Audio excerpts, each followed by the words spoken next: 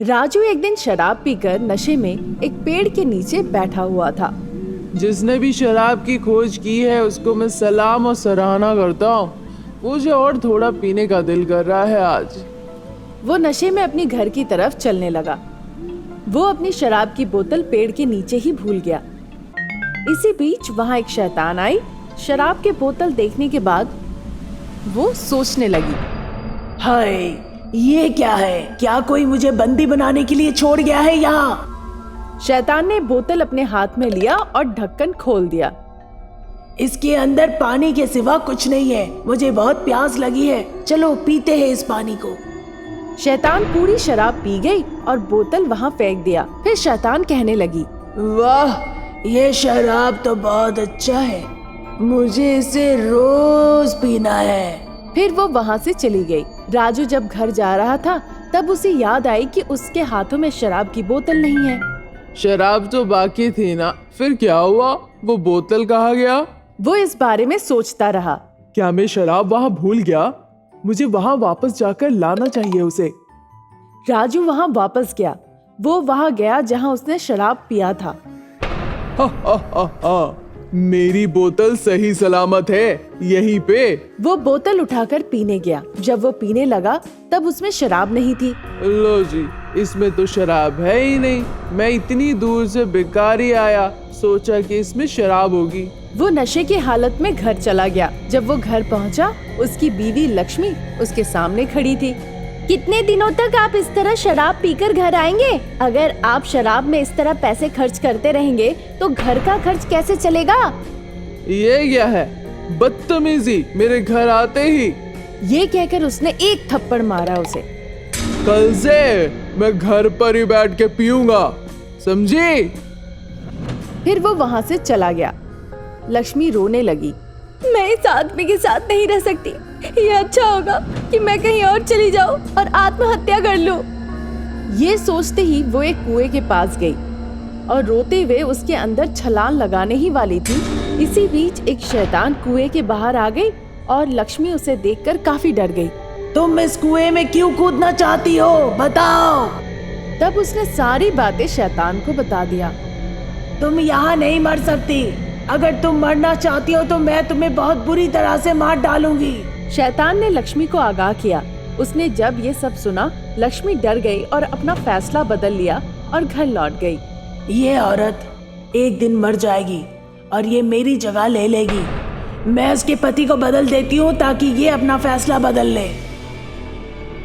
दूसरे दिन राजू ने शाम को शराब का बोतल लिया और घर पर रख दिया और वहाँ से चला गया। शैतान राजू को ढूंढते हुए उसके घर आई।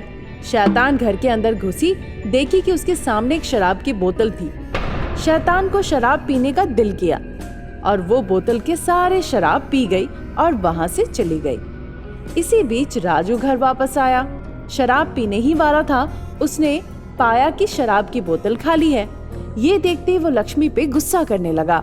तुम्हारी इतनी हिम्मत, कोई डर नहीं। सारी बोतल खाली कर दिया और इस खाली बोतल को यहाँ रख दिया। अरे, मुझे तो शराब की बोतल के बारे में कुछ नहीं पता। मैं बाहर गई थी, अभी अभी वापस आई हूँ, उसने निवेदन किया। राजू गुस्सा हो गया और घर से बाहर चला गया। दूसरे दिन राजू सोमू के साथ पार्टी करने के लिए घर वापस आया। ए सोमू, कल मैंने शराब नहीं पिया था, आज मैं 2 दिनों का एक साथ पीऊंगा। क्यों, तुम्हारी पत्नी घर पर नहीं है? वो अपने मायके गई है, पर मैं उससे नहीं डरता।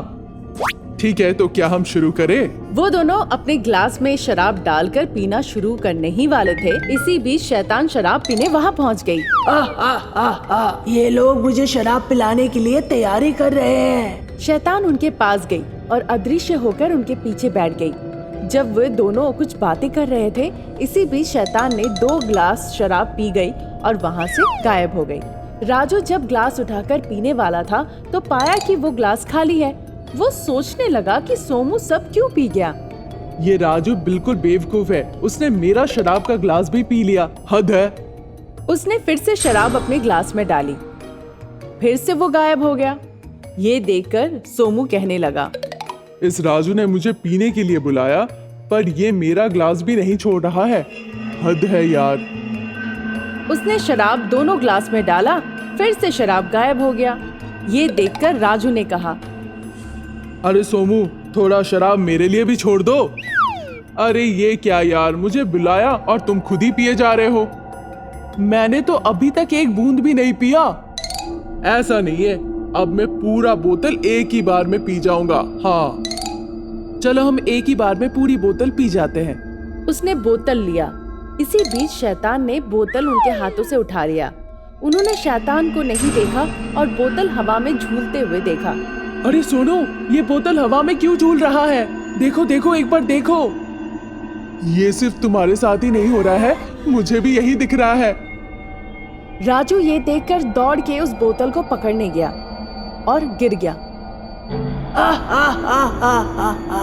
शैतान जोर जोर से हंसने लगी। दोनों ने उसकी हंसी सुनी। तुम हो कौन? अगर इतनी हिम्मत है तो सामने आओ। उसने शैतान को ललकारा। इसी बीच शैतान दोनों के सामने प्रकट हो गई। शैतान को देखते ही दोनों डर के मारे कांपने लगे। शैतान ने उन दोनों को बुरी तरह से पीटा। पीट पीट के उनके कमर तोड़ दिया गया। ये देखकर राजू ने कहा, क्यों तुम हम दोनों को इस तरह से पीट रही हो? तुम्हारे जैसे उन लोगों को पीटती हो जो लोग पीकर दूसरों को तकलीफ देते हैं। अगर तुम इस तरह पीते रहे, मैं तुम्हें नरक दर्शन करा दूंगी, समझे? शैतान ने दोनों से शपथ लिया। शैतान ने उनके बातें सुनी। हमें हमारी गलती का एहसास हो गया है। आइंदा ऐसी गलती हमसे कभी नहीं होगी। उनकी बातें सुनकर शैतान उन्हें माफ कर दिया और वहां से चली गई। 2 दिन के बाद लक्ष्मी जब वापस आई और देखी कि राजू का स्वभाव बदल चुका है, वो बहुत खुश हो गई। एक गांव में 3 दोस्त थे, वासु, दास और कानन। वो हमेशा कोशिश करते थे सोने का खदान जमीन के नीचे से ढूंढ के निकालने का। बगल के गांव में एक बहुत बड़ी हवेली थी, रानी महल नाम से। वो राजा के वक्त का था, इसीलिए हर कोई जमीन के नीचे खोद के सोने का खदान ढूंढने की कोशिश करता था वहां पे। एक दिन वासु और दास एक दूसरे से बातें कर रहे थे। बिल्कुल उसी वक्त इतने चिंतित होकर क्या बात कर रहे हो तुम लोग दोनों? अरे कुछ नहीं, बगल के गांव में रानी महल है ना? हाँ सुना है, बहुत पुरानी हवेली है वहां पर। तो सुना है वो राजा का समय का है और वहां जमीन के नीचे छुपा हुआ धन भी है। अरे रुको रुको, एक बार दास हम लोगों को जंगल के नीचे सोने के खदान के बारे में बताया था। उस दिन पुलिस आकर हमें कितनी पिटाई की थी, भूल गए हो क्या? क्या कहते हो दास? उस दिन अगर पुलिस हमें नहीं पकड़ते तो आज हम मोटर गाड़ी में घूम रहे होते। छोड़ो वो सारी बातें, लेकिन रानी महल के जमीन के नीचे जिसने भी खोदा है उसे कुछ ना कुछ जरूर मिला है। फिर तो हमें भी वहां जाना चाहिए। हमें भी किसी भी तरह से सोने का खदान ढूंढकर अपने भविष्य को सुरक्षित करना चाहिए। क्या कहते हो? फिर तो हमें कल ही जाना पड़ेगा। तुम सब तैयार रहना, ठीक है? दूसरे दिन कानन सारे जरूरतमंद चीजों को एक साथ बांध के बाइक पे बासु के घर की ओर रवाना हो गया। लेकिन बासु के घर के बाहर ताला लटका हुआ था। फिर उसने गाड़ी घुमाई और दास के घर पहुंच गया। दास, दास! दास जैसे ही निकला, कानन ने कहा, क्या हुआ? आज हम सोचे थे ना उस हवेली में जाने के लिए। अरे सुबह से मुझे बुखार जैसा लग रहा है, मैं तो नहीं जा पाऊंगा। पर बासु कहाँ है? उसके घर पे तो ताला लटका हुआ था। ऐसा है क्या? लगता है वो अपने किसी रिश्तेदार के घर गया है, इसीलिए तुमने ताला लटका हुआ देखा। पर हमने सोचा था ना उस घर में जाने के लिए। हम किसी और दिन जाएंगे, आज छोड़ो। तुम अभी घर जाओ, बाहर बहुत ठंड है। ठीक है, बाय। ये कहकर वो घर के अंदर चला गया। अगर हम पूरा बोतल पी लेंगे तो हमें थोड़ी भी ठंड नहीं लगेगी। उसने अपने बैग से एक बोतल निकाली। मैं नहीं डरने वाला। अगर तुम लोग मेरे साथ जाओगे या नहीं जाओगे कोई फर्क नहीं पड़ता, मैं अकेले जाऊंगा। वो रानी महल पहुंच के वहां पर मिट्टी खोदना शुरू कर दिया, एक घर के अंदर। तब एक शैतान ये सब कुछ देख रही थी। ये लड़का बीच रात में यहाँ पर आया है, आखिर कर क्या रहा है? शैतान कानन के पास गई। कानन को कुछ आवाजें आने लगी, गल गल गल जैसी। वो सोचने लगा। कौन है यहाँ पर? अचानक से वो आवाज बंद हो गई। उसके बाद कानन फिर से मिट्टी खोदना शुरू कर दिया। जरूर ये लड़का आया है यहाँ का रहस्यमय खजाने को ढूंढने के लिए। उसने 1000 बत्ती वाली बम लगाकर उसके बगल में छोड़ दिया आग लगा के। जब पटाखे फटने लगे उसके कपड़े फट जाते हैं और उसके मुंह पर भी दाग लग जाते हैं। फिर कानन सोचने लगता है, चाहे कुछ भी रुकावट आए, मैं अपना काम जरूर करूंगा, ये मेरा वादा है। ये कहकर फिर वो जमीन खोदना शुरू कर दिया। इसके अगल बगल पटाखे फूटने के बाद भी ये वहीं पे खड़ा है। शैतान ने अपने आंखें बंद की, कुछ मंत्र पढ़ा और फिर खोला। तुरंत तीर धनुष उसके हाथ में आ गए। फिर उसने तीर धनुष चला के कानन के पीछे छोड़ दी। हे भगवान बचाओ! ये कहकर वो चिल्ला के पीछे पलट के देखा। फिर धीरे धीरे उन सबको निकाला और मनी मन सोचने लगा, आय हाय कितना दर्द हो रहा है, ओहो। उन सबको वो एक एक करके निकाल के फेंका और फिर अपने काम में लग गया। मैंने इस इंसान को इतना कष्ट दिया, फिर भी ये पलटा नहीं। अच्छा, एक आइडिया है मुझे। फिर शैतान एक सोने के बॉल में बदल गई और जमीन के गड्ढे में घुस गई। कानन सोने के बॉल को देखकर कहा, अरे सोने का बॉल, आज मेरी किस्मत कितनी अच्छी है, वाह वाह वाह। वो बॉल जैसे ही उठाने गया, वो बॉल आके उसके सर पे धड़ाम से लगा। हे भगवान, मेरा सर फूट गया, हाय। उसने जब बॉल की तरफ देखा, वो हवा में कूद रहा था और आके उसके सर पे जोरों से ठोकर मारा। अरे हे भगवान! ये कहकर वो जमीन पे गिर गया। कुछ देर के बाद वो देखा कि वो बॉल तभी भी कूद रहा था। क्या तुम मेरे साथ खेलोगे? देखो तुम्हारे साथ क्या करता हूँ।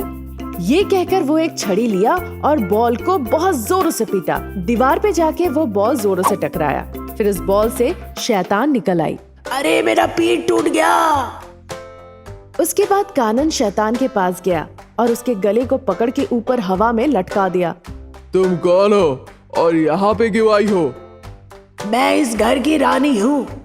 एक युद्ध के दौरान हमारे शत्रु ने हमें बहुत निर्दयता से मार दिया। आखिरी वक्त में रानी महल करके मैं बहुत चिल्लाई। उसके बाद से मैं यहाँ पर शैतान बन के रहती हूँ। इसका मतलब तुम्हें पता है वो गुप्त धन कहाँ है? यहाँ कोई गुप्त धन नहीं है, ना ही पैसे हैं। सब शत्रु चुरा के ले गए। मुझे ये सब कहानी मत सुनाओ, सच में बताओ गुप्त धन कहाँ है, बताओगी या नहीं? ये बोलकर उसने शैतान का गला पकड़ लिया और उसे बहुत मारा उसके सर पे। हे भगवान, रुको रुको, बहुत दर्द हो रहा है मुझे। कहाँ है गुप्त धन, बताओ। मैं बता रही हूँ, मुझे छोड़ दो। ये सुनकर कानन ने उसे नीचे उतारा। कानन को एक कमरे में वो लेकर आई और उसे एक रास्ता दिखाई और वो शैतान कहने लगी, ये वही रास्ता है जहाँ तुम्हें सोना मिलेगा। कानन उस दरवाजे को खोलने की कोशिश की पर वो खोल नहीं पाया और वो धड़ाम से नीचे गिर गया। ये देखकर शैतान बहुत हंसने लगी। क्यों हंस रही हो? बोलो कैसे खोल सकता हूँ इसे? तुम अकेले इसे नहीं खोल सकते और 2 इंसान चाहिए खोलने के लिए। ठीक है, तो तुम फिर मेरे 2 दोस्तों को यहाँ पर ले आओ। नहीं लाओगे तो मैं तुम्हें छोड़ूंगा नहीं। नहीं, मैं अभी जाके तुम्हारे दोस्तों को अपने साथ लेकर आती हूँ, रुको। उसके बाद शैतान वहाँ जाकर उसके 2 दोस्तों को अपने साथ लेकर आती है। कानन उन लोगों के पास जाता है। अरे दोस्त! कानन को देखकर दोनों चिल्लाते हुए खड़े हो जाते हैं। अरे चिल्लाओ नहीं, मैं कानन हूँ। हम कहाँ पर है? हम रानी महल में हैं। हम यहाँ पे कैसे पहुँचे? रानी हम लोगों को यहाँ ले आई है। रानी कहाँ पे है? वो तो हमें कहीं नहीं दिख रही है। रानी, एक बार तुम सभी को दर्शन दे दो अपना। शैतान उन सभी के सामने आके खड़ी हो गई। उसे देखकर 2 दोस्त वहाँ से दोनों तरफ भागने लगे। अरे डरो नहीं, हम लोगों को कुछ नहीं करेगी। मैंने ऐसे बहुत सारे फिल्मों में देखा है, शैतान इंसानों को मार के खा लेती है। दास, रानी हमारे साथ ऐसा नहीं करेगी। वो हमारी दोस्त है। कैसी दोस्ती? वो भी शैतान के साथ? तुम पागल हो क्या? नहीं नहीं, मैं सच में कह रहा हूँ कि वो हमारी दोस्त है। विश्वास नहीं हो रहा है तो रानी एक बोतल लेकर आओ तो मेरे पास। शैतान ने अपने हाथों से उठाकर एक भरा हुआ बोतल लाकर दी। अरे ये तो सच है कि वो शैतान वही कर रही है जो तुम कह रहे हो। तुम दोनों यहाँ आओ। दोनों ही कानन के पास गए। यहाँ एक गुप्त खजाना है, इस रास्ते के पीछे में। मैं उसे अकेले नहीं खोल पाऊंगा। हम तीनों मिलकर उसे खोल सकते हैं, तभी हमें वो गुप्त धन मिल पाएगा। तुम्हें कैसे पता वहाँ गुप्त धन है? हाँ, रानी ने मुझे बताया है। फिर देर किस बात की, चलो हम जाकर उसे खोलते हैं। फिर उन्होंने मिलकर उस दरवाजे को जाकर धक्का मारा और खोला। सभी चौंक गए उस गुप्त धन को देखकर और बहुत खुश भी हुए। फिर कानन कहने लगा, आज के बाद से मैं धनी हो गया हूँ। अचानक से कानन की आंखें खुली और वो देखा कि वो धड़ाम से नीचे गिर गया है। बिस्तर से नीचे गिरने के बाद वो सोचने लगा, हे भगवान, सपना कितना अच्छा होता है। अगर ये सच हो पाता, आहा कितना मजा आता।